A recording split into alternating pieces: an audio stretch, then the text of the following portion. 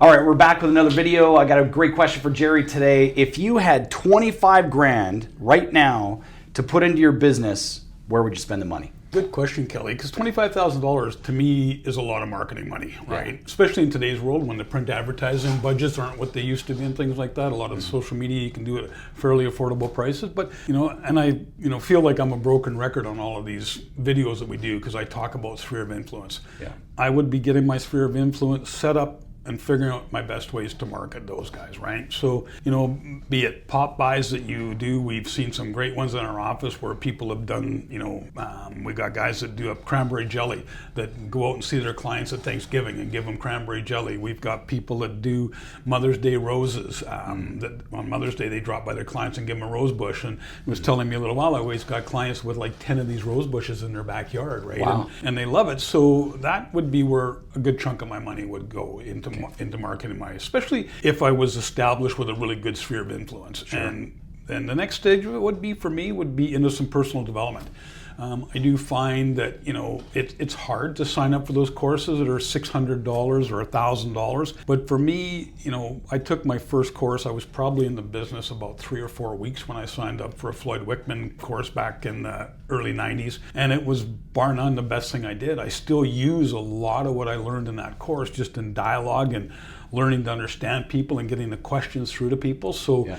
Personal development, huge thing to do. Okay. And then again from there, look for different ways to get out there. Probably I would, I'm a little older, social media is not my forte. Sure. I'd probably try to get some development into that and figure out how to maximize my sphere of influence with the personal side that I reach out to them, with some of the online engagement with those people as well. Yeah. And that's probably where I would start, and I think I'd have money left over. Yeah, you probably would. There's social media, I think there is an opportunity here for a massive rate of return if you had the money to invest into content creation, video editing, and then running ads, putting ad dollars behind the videos that you're pushing out.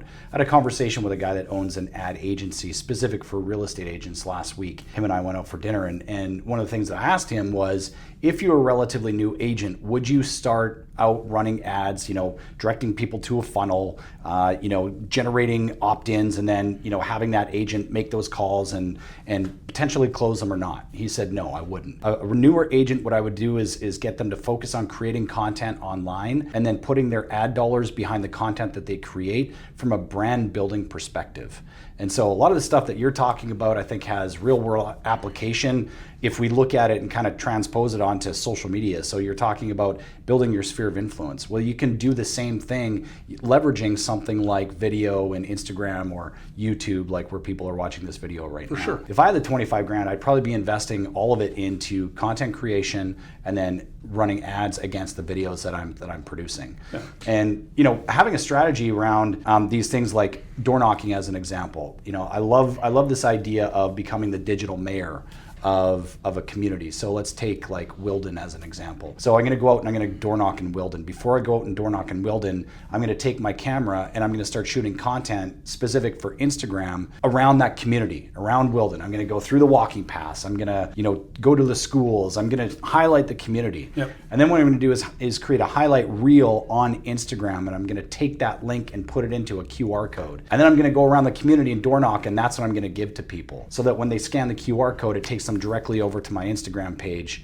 and it highlights and showcases the community that I've been highlighting and showcasing, becoming the digital mayor of that specific community. For sure. And we used to do that years ago with neighborhood websites. There you go. Right. So it's just basically a progression of that, where farming a neighborhood. It's just another way of farming your neighborhood. 100%. Door knocking, whatever you do to that neighborhood, now you get to take it on social media. Yeah. You get to find those, I'm sure Wilden has a Facebook group, all that sort of stuff, right? So you're younger than I am. Yeah, a little bit. To get into the, more into the online world than I am. Yeah. I remember, I had a young guy that worked with me when I was selling. Mm-hmm. Brendan, we worked together, and Brendan kind of brought me into the world of Facebook and all that in the beginning of time. And one of our listings we were working on one day, I posted a picture of it on Facebook, probably the first time I'd ever done it. Yeah.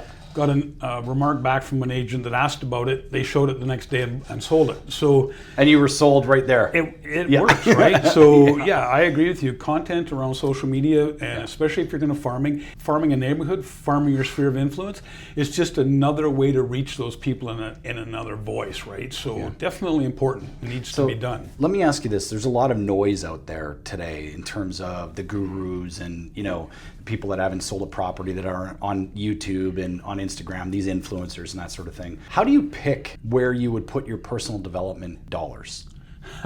You know what? Probably talking to experienced agents in the office and saying, "Hey, where have you been lately that you thought were really good?" Right. For me, when I started with RE/MAX, I did a ton of the RE/MAX conferences, hit a bunch of different speakers, met a bunch of different realtors. I built quite a network amongst, I went 8 years in a row. So after that, a while, you start to be having coffee and drinks and things with people, and you're just picking their brains. And you see some really good speakers. If you're with a brand that puts on these conferences like that, that bring in these speakers, you're going to get to know what you do. I mean, when I started, there wasn't a lot of it around. So it was, you kind of pick them. And, there's one of the ones that we teach a lot in the office is Brian Buffini. Brian Buffini is totally up my alley because he is sphere of influence driven. It's basically repeat and referral business is what Brian's whole mantra is, right? And that's what I am.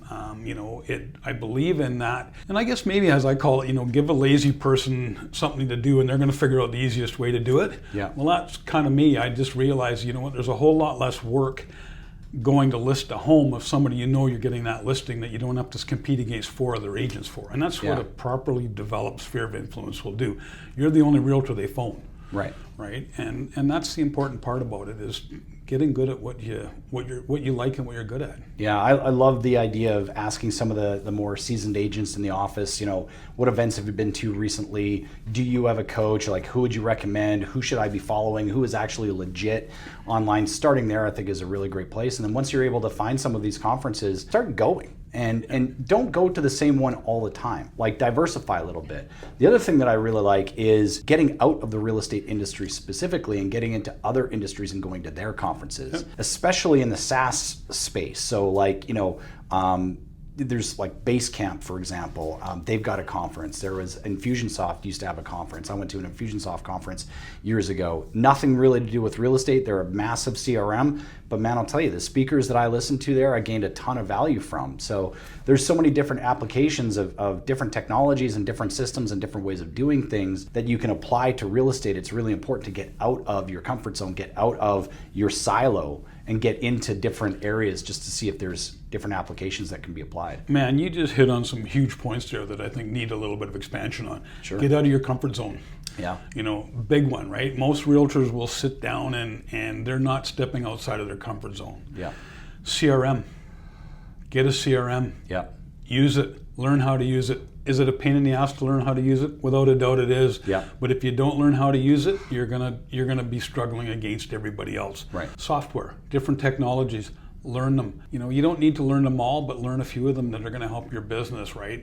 And that's hugely important. Those are other video topics. Oh, they 100% are. Yeah. There's a great book that I'm reading right now. It's called 10X is Easier Than 2X. Yeah. And one of the premises of the book is, and this is something that I preach in, one of my mantras is stop focusing on the 80% of the shit that doesn't work and focus on the 20% that does, right? And once you focus on the 20% of the things that actually do work, double down on those things. Well, you know what? You talk about personal development. We've got a course starting here next week. We've got Sue's coming into Kelowna to do her 2 negotiating courses. Right. And we were going through the list of people who have signed up for it, and over 50% of the people that signed up for it were our top producing agents. Right.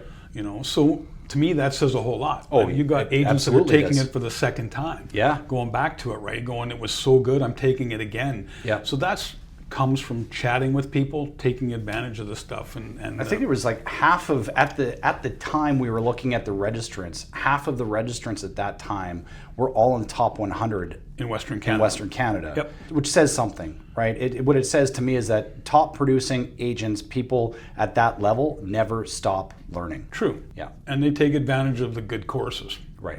So there we go. There we have it.